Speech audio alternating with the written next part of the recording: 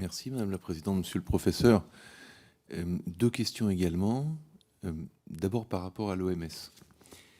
Lorsque des éléments d'information vous sont apportés pour que vous puissiez vous prononcer, est-ce que ces informations, au début de cette année, vous proviennent naturellement de Chine par le biais uniquement des États ou avez-vous d'autres sources?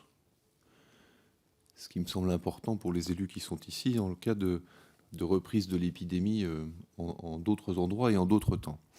Deuxième question, vous avez été parfaitement limpide sur le fait que notre pays était prêt au début des années 2010 à affronter une épidémie de ce type.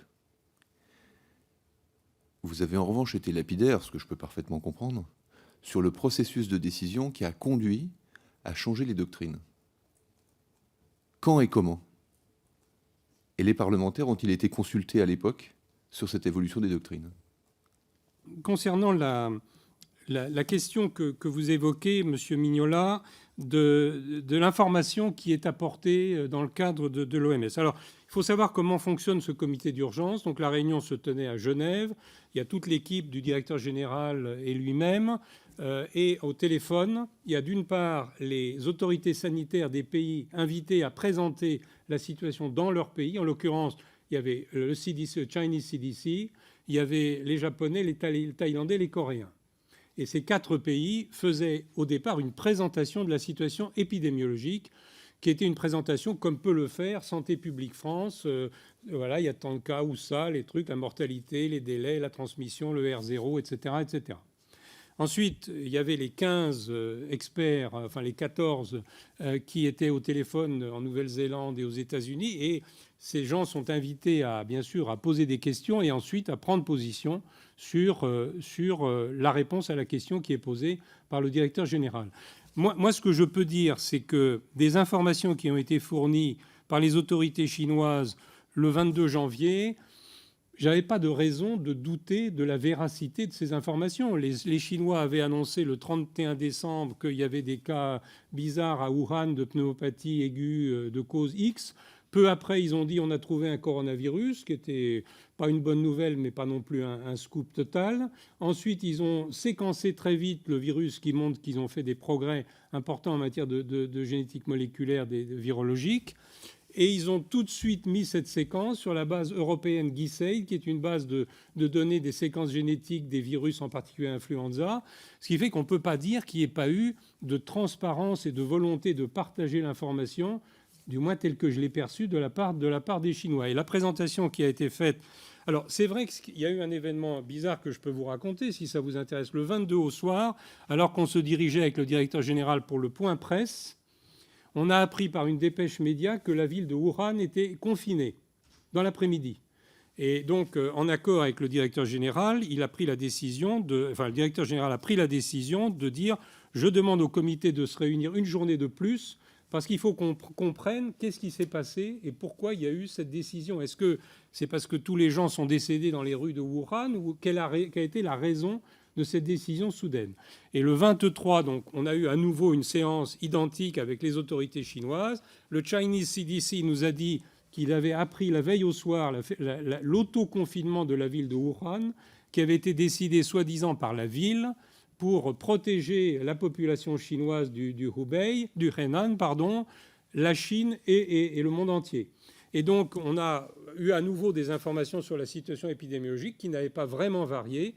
Et le comité d'urgence a été strictement dans la même attitude, c'est-à-dire très partagé. Le seul consensus que j'ai pu trouver a été c'est un tout petit peu trop tôt pour déclarer une urgence de santé publique de portée internationale. Voilà comment les choses se sont passées. Alors ensuite, j'ai vu dans la presse, effectivement, la question de l'influence sur le directeur général. Bon, moi, ce que je peux vous dire simplement, c'est que M. Xi Jinping ne m'a pas appelé. Et ça, je peux vous le garantir. J'ai pas eu d'appel ni de SMS sur mon téléphone. Alors ensuite, il y a une question qui m'a été posée par Monsieur Mignola. Vous m'avez trouvé lapidaire sur le sujet des décisions qui ont pu conduire à l'évaporation des stocks. C'est ça que je comprends dans votre question. Alors là, on rentre dans la spéculation, même si votre enquête va permettre probablement de clarifier les choses. Si on fait la petite liste des des éléments qui peuvent avoir fondé cette évaporation, j'en vois plusieurs facteurs. Le premier, c'est, je pense, que le fait d'avoir attaqué aussi fortement ceux qui avaient préparé avec des dépenses une préparation à un risque pandémique et qui ont été critiqués parce que finalement les conséquences sanitaires n'étaient pas si graves que cela, je pense que ça a marqué les esprits.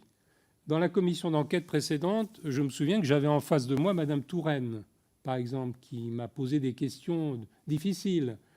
Est-ce qu'elle était en position de poursuivre une préparation très active alors que peu après, elle était devenue ministre de la Santé? C'est une question que je me suis posée. Bon, la deuxième question, c'est... pardon ? La deuxième question, c'est la question de la croyance à l'utilité du port du masque. C'est un point extrêmement important. Là, on rentre dans une science qui est un peu grise, parce qu'effectivement, on n'a pas d'études contrôlées, randomisées, qui dit de manière très démonstrative que dans telle et telle situation, etc. Donc c'est vrai qu'on est un peu dans le principe de précaution, dans une incertitude scientifique, et l'acquisition des masques pour protéger les professionnels et la population relevait un peu, je reconnais, de l'application du principe de précaution. Et donc on peut concevoir que certains, finalement, de même qu'ils avaient été un peu choqués par l'idée on en avait fait trop, du coup ils devenaient finalement un peu réticents à l'idée de l'intérêt du masque. Ça, c'est un deuxième facteur qui a pu intervenir. Alors, il y a un troisième facteur qui est sans doute intervenu, tout bêtement, c'est le facteur budgétaire. C'est-à-dire que c'est évident, si vous êtes un peu hésitant et qu'on vous dit il vaudrait mieux mettre l'argent là-dessus ou mettre l'argent là-dessus, vous dites on va en commander que 20 millions ou 50 millions au lieu d'en commander 600 millions. Ça, c'est sûr.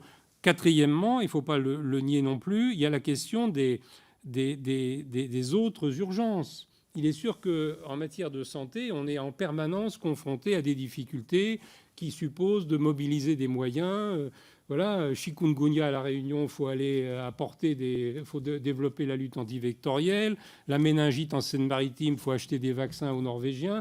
Je parle pour la période que j'ai connue, mais mes successeurs ont dû être confrontés à des difficultés analogues. Donc, effectivement, maintenir le fil d'une préparation avec les dépenses que ça impose, à mon avis, il faut aller voir du côté des militaires pour voir comment on fait ce genre de travail. Donc, je ne sais pas si ça répond pleinement à votre interrogation, mais en tout cas, voici un peu comment je vois les choses.